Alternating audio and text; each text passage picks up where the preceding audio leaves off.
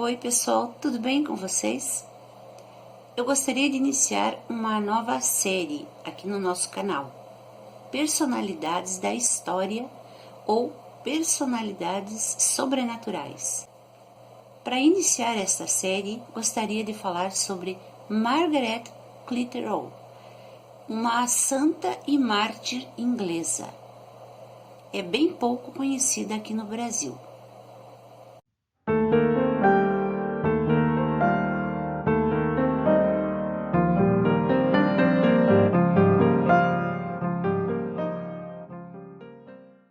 Pessoal, vamos iniciar mais uma temática no canal.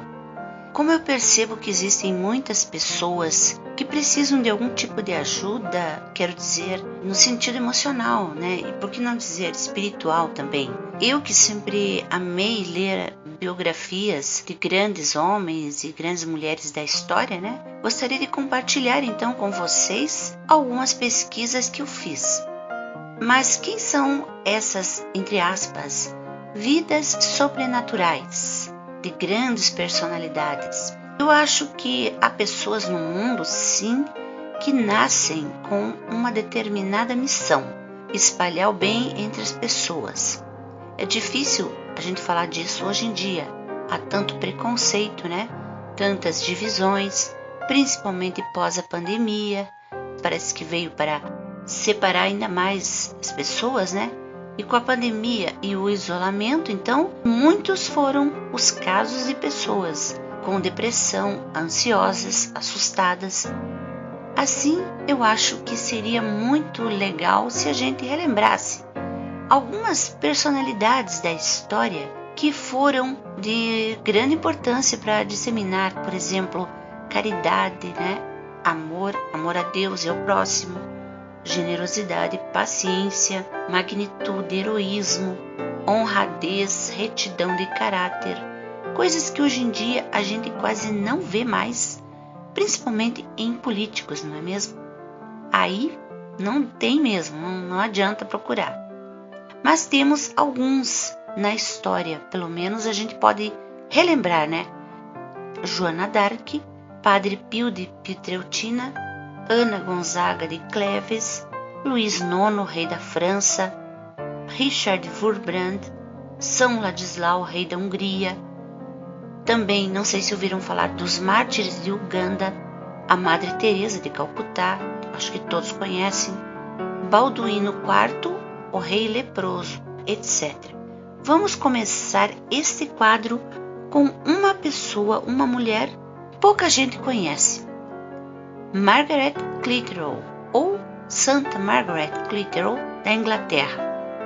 Em primeiro lugar, eu queria dizer para vocês que eu não vou dar uma preferência religiosa, de etnia, de política, de país, etc. Para mim, isso é totalmente indiferente. O que vou levar em conta é o quanto essas personalidades influenciaram positivamente no mundo e na vida de outras pessoas. Assim, a gente vai entender o contexto em que viveu a Margaret Clitheroe, considerada como santa e mártir da Igreja Católica Inglesa. Nascida em York em 1556, na Inglaterra, ela era filha de Thomas e Jane Middleton. Ela era uma mulher muito destemida. Durante o período da reforma religiosa da Inglaterra, ela não se rendeu diante dos seus acusadores, que condenavam-na por abrigar padres, porque na época a Inglaterra era um país com outra religião, né? O catolicismo era condenado. Ser católico na Inglaterra da rainha Elizabeth I era uma espécie de crime, né? Crime com direito à prisão e à pena de morte. Isso ocorreu durante os séculos XVI e XVII. Pois bem, eu vou deixar na caixa de informações, então, as fontes da minha pesquisa, para quem quiser conferir. Margaret Clitheroe, também conhecida como a Pérola de York, foi a primeira mulher martirizada naquela época, por não renegar a sua fé. A Inglaterra, nos seus primórdios, ela já tinha sido chamada de Ilha dos Santos, Mas na Idade Média, a maioria dos reis ingleses foram um exemplo de total intolerância e prepotência, né? Temos o exemplo famoso do Henrique VIII, que simplesmente rompeu com a Igreja Católica em 1531, só porque o Papa não quis anular o seu casamento com a rainha Catarina de Aragão. Assim, esse rei, ele se autodeclarou como o cabeça da Igreja da Inglaterra e acabou-se. Ponto final.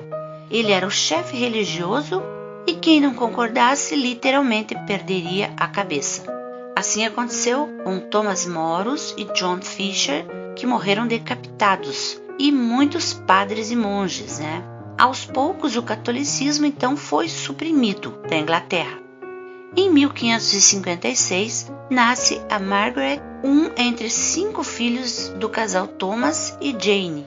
Thomas era um comerciante bem abastado, mas morreu quando Margaret tinha 14 anos. Em 1571, ela conheceu então John Clitheroe, um homem bem-sucedido, açougueiro e que também exerceu alguns cargos públicos em York. Margaret era muito querida pela população, pois ela ajudava o trabalho do marido. Os clientes diziam que ela era uma pessoa muito bacana, simpática, honesta. Apesar dela ter sido educada na religião anglicana, disse o seu biógrafo, o padre John Mush, que não encontrou ela substância, verdade ou consolo cristão nos ministros da nova igreja, nem na sua doutrina. Ao ficar sabendo que muitos padres e leigos sofriam ao defender a antiga fé católica, então ela desejou ardentemente se tornar católica. Converteu-se assim ao catolicismo. Foi uma decisão corajosa, uma vez que as perseguições promovidas pela rainha Elizabeth I foram tremendas. Mas Margaret não pestanejou, ela rezava muito, sempre ia às missas celebradas em segredo nas casas católicas. Seu marido era um homem bom, pelo que se conta. Não se converteu, mas continuou indo à igreja anglicana. Mas ele não achou ruim que Margaret seguisse o cristianismo católico. Deu a ela toda a liberdade, aliás. Quando Margaret começou a abrigar em casa os padres católicos fugitivos, ele concordou e jamais pensou em delatar. Eles tiveram 3 filhos, Anne, Henry e William. E William, o mais novo, nasceu na prisão. As coisas no tempo da rainha do coração duro Elizabeth não foram fáceis para os católicos. Parece absurdo alguém, no caso a rainha, que se considerava tão superior espiritualmente, que não admitia que outro ser humano escolhesse o seu caminho para Deus, né? Eram todos cristãos, mas, enfim, Margaret, com uma perseverança e uma fé inabaláveis, foi presa 4 vezes, mas dentro da prisão ela jejuava e rezava mais do que nunca. E dentro da prisão, da própria prisão, ela aprendeu, com muita persistência, aprendeu a ler e a escrever. Ela tinha na própria casa um quarto que ela deixava pronto para receber os padres que fugiam das perseguições. Até havia uma hospedaria famosa chamada Cisne Negro que ela conseguiu alugar para abrigar sacerdotes. Mas o fim dessa grande heroína da fé foi trágico. Em 1586, seu marido foi intimado a dar depoimento às autoridades e a sua casa foi revistada. Os policiais entraram de surpresa na casa de Margaret, que tinha no momento os seus filhos e mais algumas crianças da vizinhança que estavam tendo aulas. Seus filhos não falaram nada, mas uma criança que não era da família se assustou e contou para os policiais aonde Margaret mantinha, num armário secreto, os objetos sagrados que eram usados nas missas e o quarto onde ela costumava abrigar os padres.